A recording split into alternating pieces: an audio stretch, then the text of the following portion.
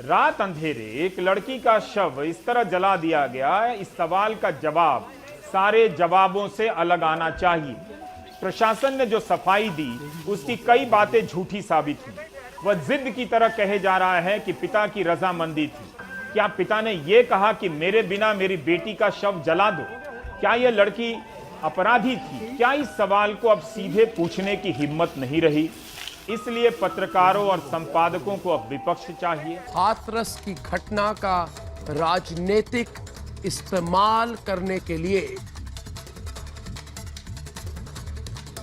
कांग्रेस ने दलाली की। कांग्रेस की वो दलाली दिखाता हूं दोस्तों जो हाथरस में की गई। पूछता है भारत की दोस्तों, इस दलाली के पीछे कौन सी राजनीति है?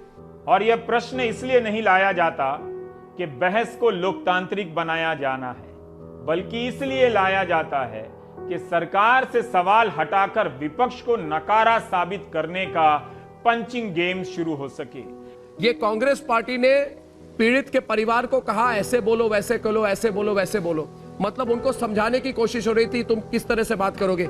ये राजनीतिक दल और मीडिया वाले होते कौन है? सवाल है कि विपक्ष होना कितना मुश्किल होता जा रहा है। 2012 में क्या निर्भया का सवाल विपक्ष का इंतजार कर रहा था? उस समय यह पहले जनता का सवाल बना। लड़कियों ने अपना सवाल बना लिया, बाद में विपक्ष ने अपनी रोटियां सेकी थी। नहीं, मैं राहुल गांधी तो हिंदी नहीं बोलते। राहुल गांधी को हिंदी बोलनी कहीं आती है? सिद्धार्थ जी क्या बात कर रहे हैं आप? नहीं आप ये तो पूरे फॉरेन रिटर्न है। अर्नब भाई आप मुद्दे से भटक जाते हैं। सीधे लॉस एंजलिस से आके हाथरस में गिरे। चाहे तो प्रधानमंत्री का पुराना ही बयान चला दें जो 2017 के यूपी चुनाव के समय उन्होंने कहा था। आखिर बदला भी क्या है? क्या कारण है कि उत्तर प्रदेश की मां बेटी सलामत नहीं है, शाम को अकेली घर के बाहर निकल नहीं पाती है? क्या कारण? और दुर्भाग्य यह है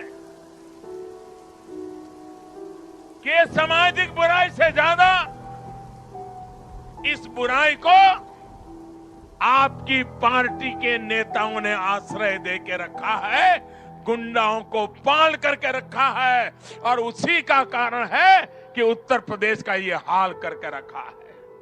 ये बयान हम चला सकते थे, मगर चलाने में घबराहट होती है बहुतों को। 2014 से भारत में विपक्ष विरोधी पत्रकारिता का उदय हुआ, जिसने खुलेआम राजनीतिक विपक्ष को गायब कर दिया, उसकी हत्या की और जनता के बीच से सवाल करने वालों को अर्बन नक्सल और गैंग बताया। देशवासियों, हम पहले ही शक था मुझे कि गिद्धों का एक गैंग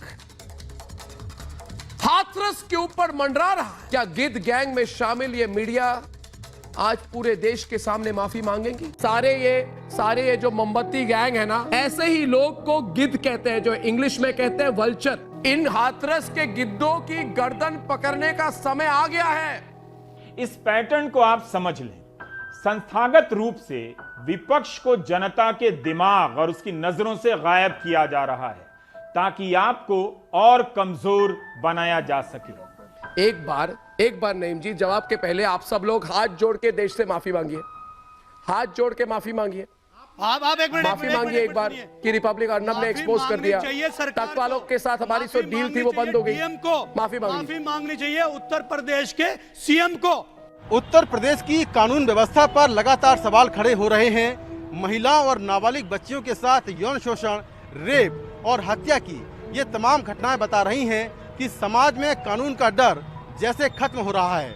इसके लिए राज्य सरकार तो काफी हद तक जिम्मेदार मानी ही जाएगी, लेकिन हमारा समाज भी कम जिम्मेदार नहीं है, जो लड़की को हमेशा कमतर मानता है, कमजोर मानता आया है और बेजुबान मानता आया है। ऐसी घटनाएं ना हो, इसके लिए सरकार के साथ साथ समाज को भी अपनी जिम्मेदारी समझनी होगी और अपनी लड़कियों को ही नहीं, अपने लड़कों को भी समझाना और सुधारना होगा। ऐसा नहीं हुआ तो हम बहुत जल्द एक मरते समाज का हिस्सा भर रह जाएंगे। दोस्तों, हाथरस के गिद्धों को बेनकाब करने के बाद आज बारी सुशांत के गुनहगारों के आखिरी हिसाब की है, क्योंकि कल सीबीआई सुशांत सिंह राजपूत केस में 302 यानी कि हत्या के तहत जांच करने जा रही है। आज पूरी दुनिया ने देखा कि दिल्ली के जंतर मंतर पर सुशांत सिंह राजपूत के लिए जन आंदोलन हुआ। देश के हर कोने कोने से लोग आए, सबने एक आवाज में कहा सुशांत को इंसाफ तक जंग हमारी जारी है। आज जंग का दिन है, कल जश्न का दिन होगा, क्योंकि सुशांत के लिए जो लड़ाई हम 100 दिन से लड़ रहे हैं, कल उसका विजय दिवस है। ऐसे कार्यक्रमों से आपकी जिंदगी से पत्रकारिता की बुनियादी जरूरत ही मिटाई जा रही है। इस वीडियो के सामने आने के बाद सवाल तो बनता ही है, मोदी कहाँ है तेरा 56 इंच? कैसा है तू रेजिग्नेशन दे दे, तू हट जा। ठीक है, लेकिन टेंशन मत लीजिए, जब तक व्हाट्सएप में गुड मॉर्निंग भेजने की सुविधा है तब तक आपको कुछ नहीं होगा, मैं गारंटी देता हूं।